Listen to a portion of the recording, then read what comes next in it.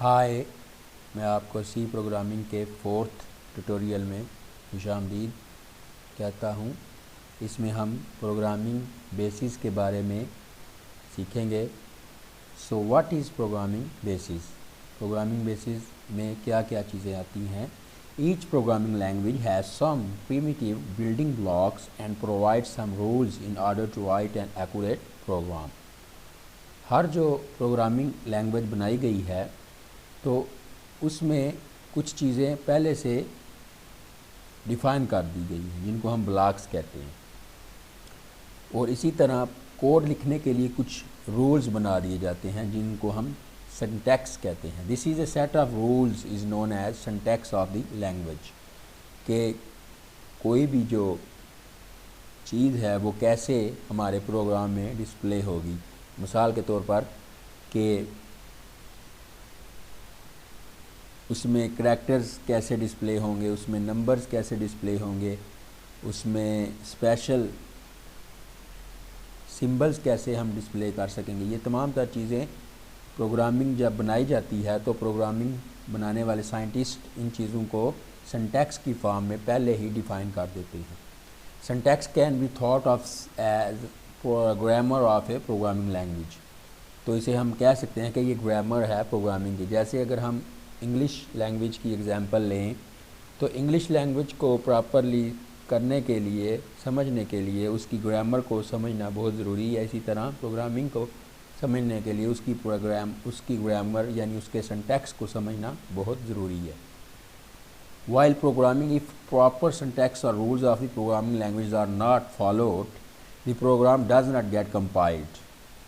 ये बड़ी इंपॉर्टेंट है कि अगर आप उन सिंटैक्स को फॉलो ना करें या रूल्स को फॉलो ना करें तो हमारा प्रोग्राम कंपाइल नहीं होगा, उसमें एरर डिटेक्ट हो जाएंगे। In this case the compiler generates an error. This kind of errors are called syntax errors.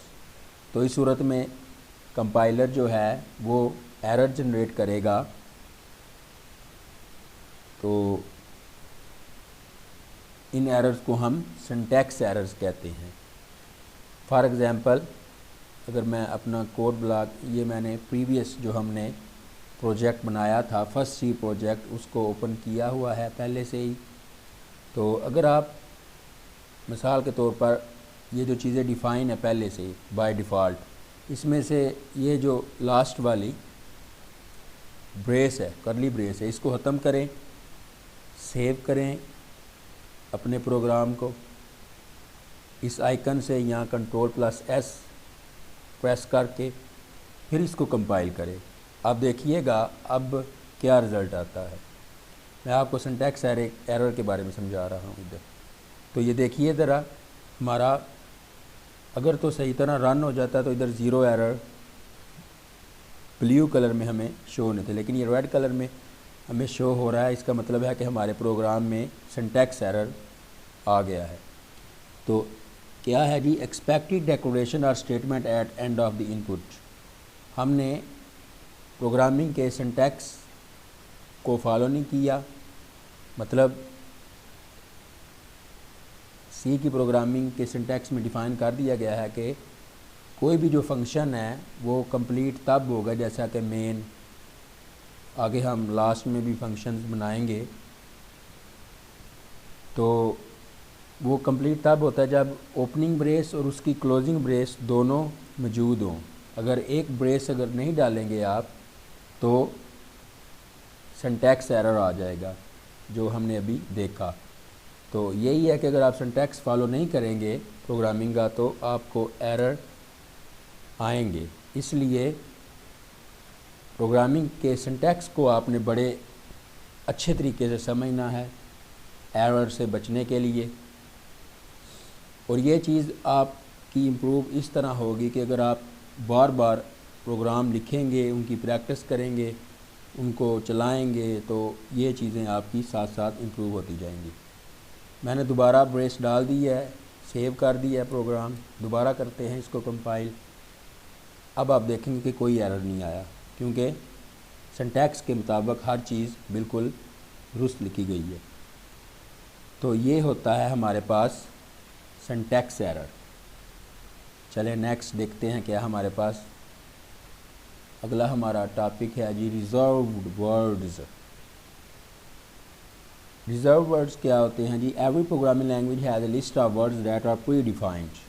ये जो रिजर्व वर्ड होते हैं इनके मीनिंग वही प्रोग्रामिंग बनाने वाले साइंटिस्ट पहले ही डिफ़ाइन कर देते हैं। इनको सिर्फ हम यूज़ कर सकते हैं, हमने इन्हें डिफ़ाइन नहीं करना। उन्होंने हमारे लिए, हमारी आसानी के लिए पहले से इनको डिफ़ाइन कर दिया है। Each word has its specific meaning already known to the compiler. Compiler को पता होता है उनका मतलब कि कोई अगर हम वर्ड लिखते हैं तो उसका क्या मतलब है। These words are known as reserve words और की वर्ड्स। इनको हम की वर्ड्स भी बोलते हैं। If A programmer gives them a definition of this oven it causes A syntax error. अगर हम उन्हीं वर्ड्स को दोबारा डिफ़ाइन करना शुरू कर देंगे तो सिंटैक्स एरर आएगा। Table 1.1 shows the list of reserve words in C programming language.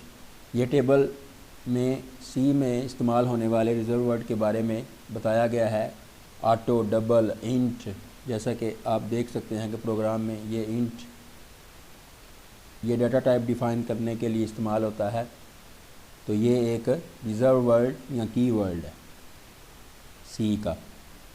इसी तरह हमारे पास स्ट्रक्ट है, break, else, long, switch, case, enum, register, type, definition, char, extern, return. इन सब को पहले से ही डिफ़ाइन कर दिया गया है और इनका खास तरह का काम है। इफ़, गो टू, लूप्स में डू इस्तेमाल होता है, वाइल, फॉर, ये तमाम तर चीज़ें पहले से ही डिफ़ाइन कर दी गई हैं। एक्टिविटी स्टूडेंट्स के लिए आ गई है जी। From the following list in circle the reserve words in C language. तो पहले आपने इस टेबल को अच्छे से रिमेंबर करना है और इनमें से फिर देखना है कि कौन से सी के रिजर्व वर्ड हैं, उनके ऊपर आपने सर्कल लगा देना है।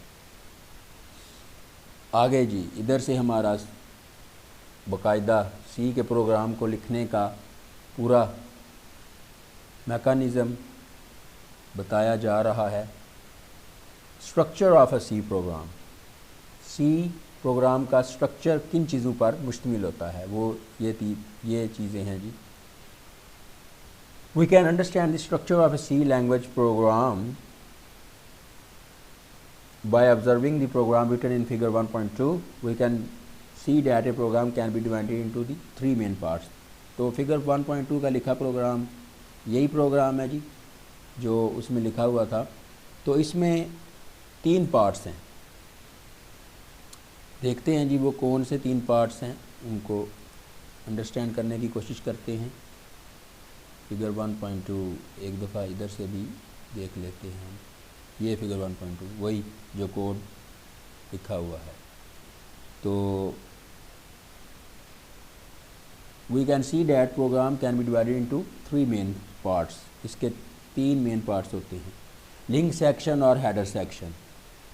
तो सबसे पहला पार्ट जो है वो ये टॉप पे मौजूद है, पैरेट कलर में।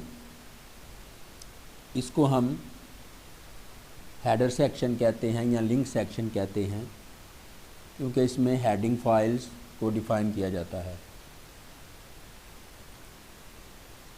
While writing C program in C language, we make extensive use of functions that are already defined in the language. तो इसमें हमने 2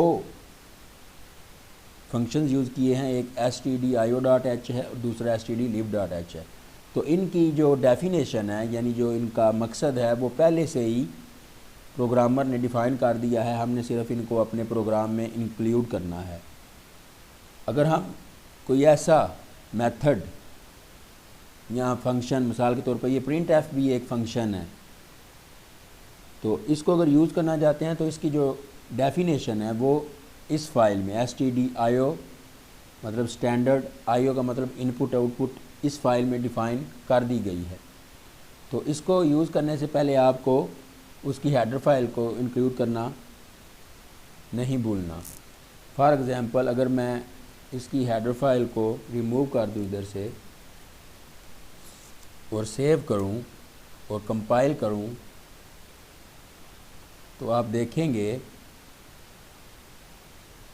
वार्निंग शो कर रहा है कि implicit declaration of function printf means printf की आपने डायरेक्ट ही डिक्लेरेशन कर दी है, इसकी हेडर फाइल इंक्लूड नहीं की।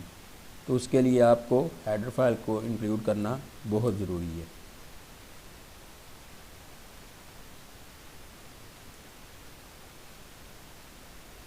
अच्छा जी, but before using the existing function we need to include, this is the point that I am talking about, the files where these functions have been defined. जिस file में वो function define है उसको आपने पहले इंक्लूड का मतलब आप ऐसे ही समझे कि उसको शामिल करना है अपने प्रोग्राम में। अगर शामिल नहीं करेंगे तो उसकी फंक्शनैलिटी अच्छे तरीके से परफॉर्म नहीं होगी। These files are called header files. इनको हम header files कहते हैं। We include these header files in our program by writing the include statements at the top of the program. तो उसका ये syntax है जी, structure of an include statement as follows.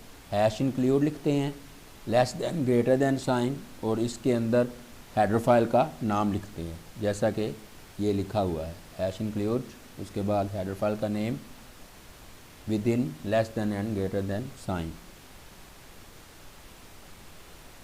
अच्छा जी,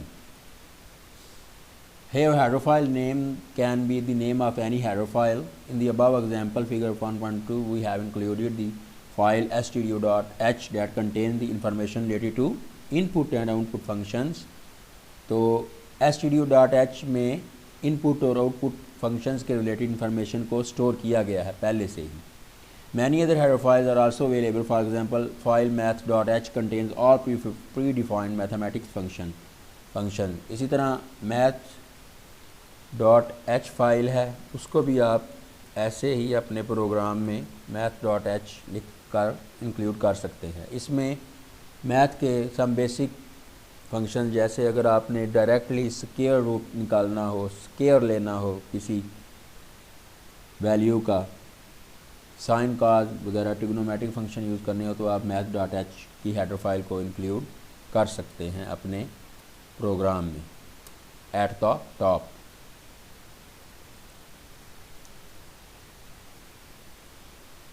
अब हमारा पहला सेक्शन जो है हेडर सेक्शन वो कंप्लीट हो गया है। अब हम मूव करते हैं सेकंड सेक्शन की तरफ जो कि है मेन सेक्शन।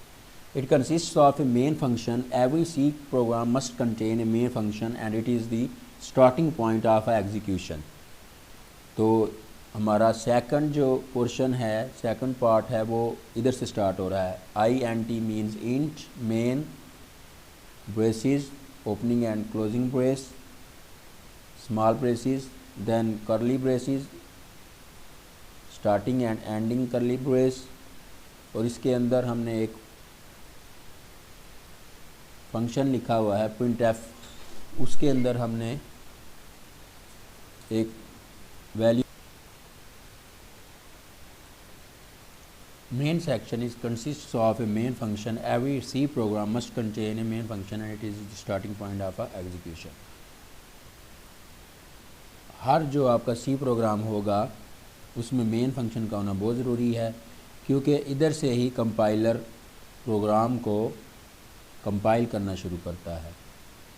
ये तो हेडर फाइल्स होती हैं ना, ये इंक्लूड हो जाती हैं, और इधर से असल में प्रोग्राम की एग्जीक्यूशन इधर से स्टार्ट होती है मेन, ये लाइन नंबर 4 से। फिर पहले लाइन नंबर 4 चलेगी, फिर 5, फिर 6, फिर 7, फिर 8, फिर 9, और फिर एंड हो जाएगा कोड का। अब हम तीसरे सेक्शन के बारे में पढ़ते हैं। Body of a main function. The body of a main is enclosed in the curly braces with starting and closing curly brace. All the elements inside these curly braces make the body of a main function. In the above program figure 1.2, the statement printf hello world uses a predefined function printf to display the statement hello world on computer screen। मैं आपको पहले ये करके दिखा चुका हूँ, चलें दोबारा कर लेते हैं। इधर हम दोबारा लिख देते हैं हेलो वर्ल्ड, सेव करें अपने प्रोग्राम को बाय Ctrl+S कमांड से, कंपाइल करें फॉर टेस्टिंग एरर्स और उसके बाद रन करें। आप ये देख सकते हैं कि हेलो वर्ल्ड हमारी स्क्रीन पे शो हो गया है। तो इस तरीके से हम printf को यूज़ करके हेलो वर्ल्ड को स्क्रीन पे डिस्प्ले करवा सकते हैं। तो वो हमने अब कर्ली ब्रेसिस के इनसाइड में, यानी कर्ली ब्रेसिस के अंदर लिखना है जो भी कोड हम रन करना चाहते हैं। We can also create other functions in our program and use them inside the body of a main function। तो हम लास्ट जो हमारा चैप्टर है फंक्शंस, उसमें बाकायदा खुद, ये तो बिल्ट इन फंक्शन है ना, हम खुद फंक्शन बनाएंगे, उसको हम कहेंगे यूज़र डिफाइंड फंक्शन, और उन फंक्शंस को बनाने के बाद हम मेन के फंक्शन के अंदर इसकी कर्ली ब्रेसिस के अंदर यूज़ करेंगे।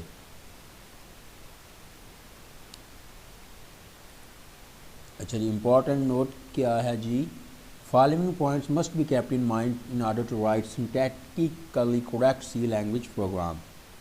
तो फर्स्ट पॉइंट क्या है जी, the sequence of statement in C language program should be according to the sequence in which we want our program to be executed. Means जो तरतीब है प्रोग्राम की वो वैसे ही होनी चाहिए जैसे कि हम प्रोग्राम को एग्जीक्यूट करना चाहते हैं।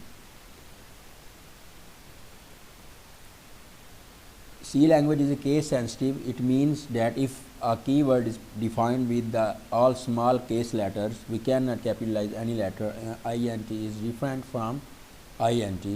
Farmer is a keyword whereas letter is not.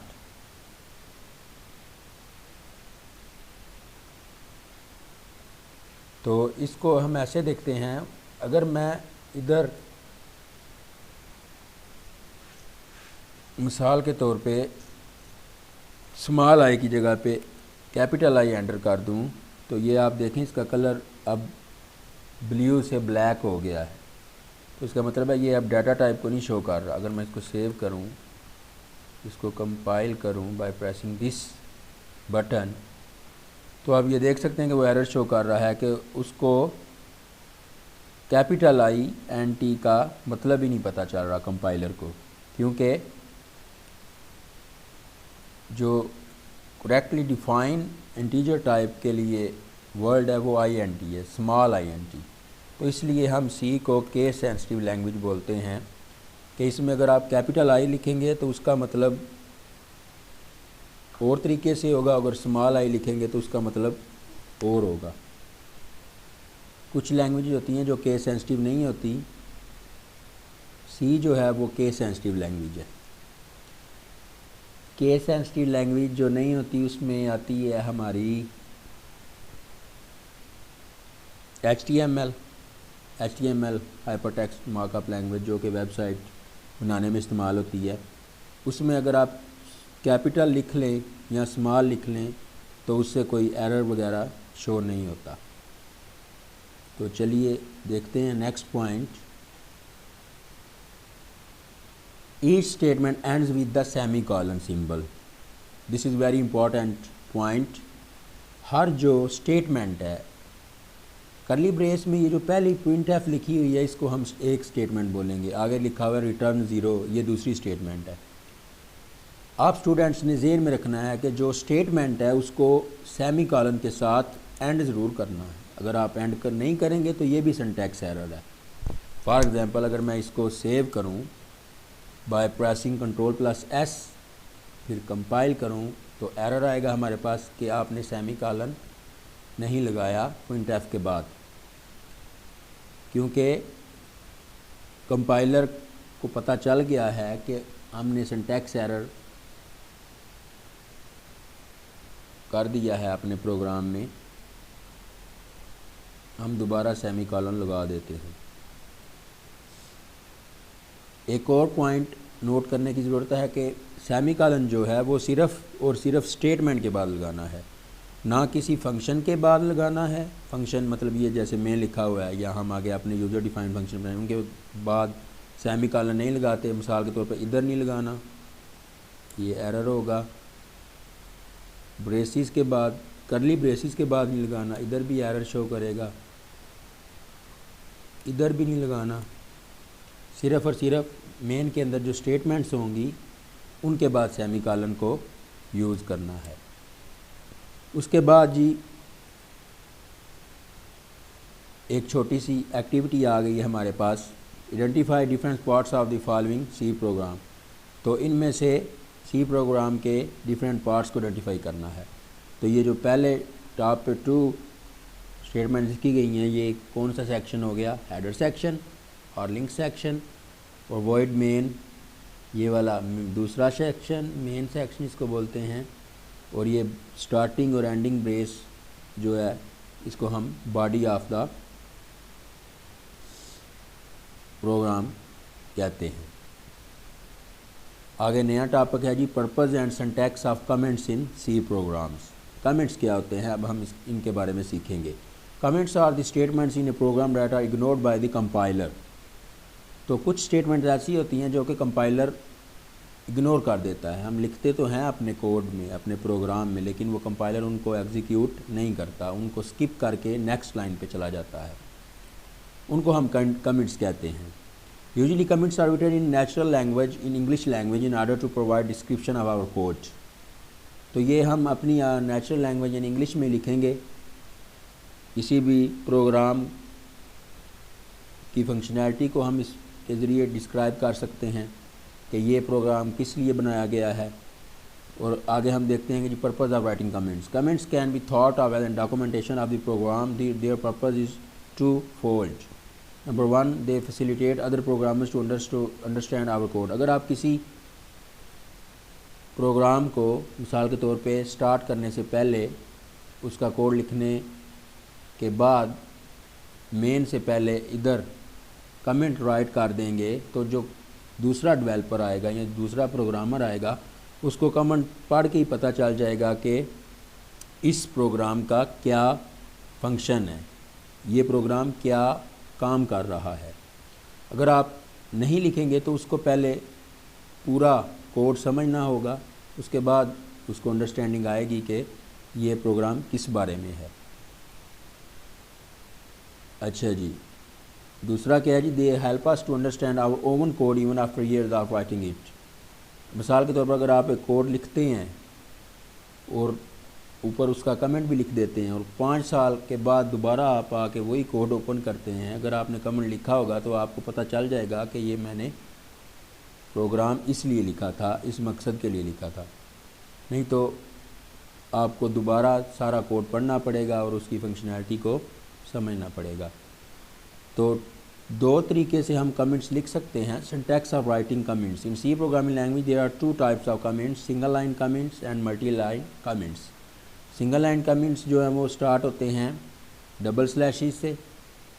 Any thing after double slashes on the same line is consider a comment. For example this is a comment.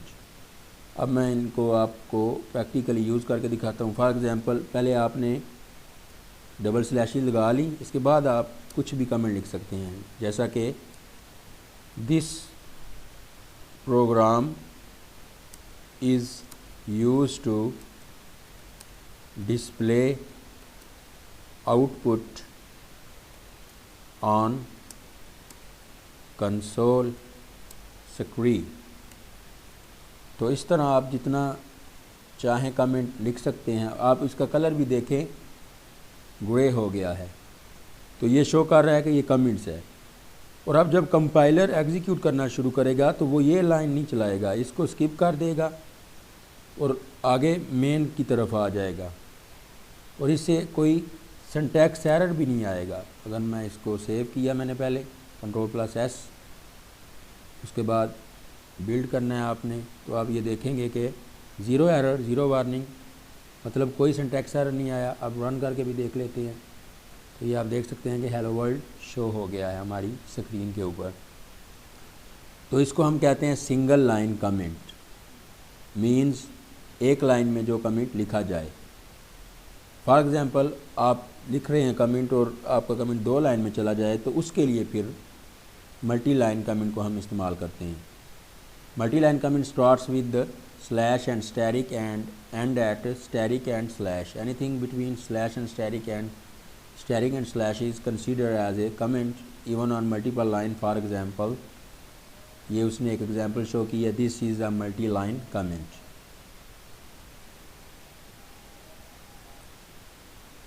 तो आइए हम मल्टी लाइन कमेंट्स को अपने code में use करते हैं। अगर मैं इसी को फॉर एग्जांपल 2 लाइन में कर दूं तो ये देखें इसका कलर अब ब्लैक हो गया, क्योंकि ये अब कमेंट्स के अंडर नहीं आ रहा। मल्टी लाइन बनाने के लिए पहले स्लैश लगाएंगे, उसके बाद स्टैरिक और फिर एंड में स्टैरिक और फिर स्लैश। तो आप ये देख सकते हैं कि अब ये मल्टी लाइन कमेंट बन गया। इस तरह आप 4 to 5 लाइंस, जितनी मर्ज़ी लाइन का कमेंट बना सकते हैं और इन साइंस को यूज़ करके मल्टी लाइन कमेंट को अपने कोड में यूज़ कर सकते हैं। तो देखते हैं जी नेक्स्ट क्या है। अब ये स्टूडेंट्स के लिए एक्टिविटी है जी, tick valid comments among the following. तो आपने अभी देखा कि 2 तरह के कमेंट हैं, सिंगल लाइन और मल्टी लाइन। इनमें से आपने सिर्फ ये देखना है कि वैलिड कमेंट कौन सा है। तो इसको आपने गौर से देखना है। देखने के बाद जो मल्टी लाइन कमेंट आपको लगे उसको टिक कर देना है, जो सिंगल लाइन लगे उसको भी इनमें से टिक कर देना है। ज़रूरी है कि सिंटैक्स ठीक होना चाहिए। तो इसको आप मुकम्मल करें, इस एक्टिविटी को करें। अगर नहीं समझ आती तो दोबारा कमेंट्स को देखें, वीडियोस को दोबारा वॉच कर लें। तो यहाँ पर हमारा ये वीडियो लेक्चर कंप्लीट होता है। नेक्स्ट ट्यूटोरियल में मैं आपको एक नए टॉपिक के साथ इंट्रोड्यूस करूँगा, वो है कि कॉन्स्टेंट्स एंड वेरिएबल्स। तो मिलते हैं नेक्स्ट ट्यूटोरियल में। अपना बहुत सारा ख्याल रखिए और मेरे चैनल को लाइक और सब्सक्राइब भी कीजिए। अपने दोस्तों के साथ शेयर कीजिए, अपने फ्रेंड्स के साथ, कि वो भी इससे इंफॉर्मेशन हासिल कर सकें। Take care.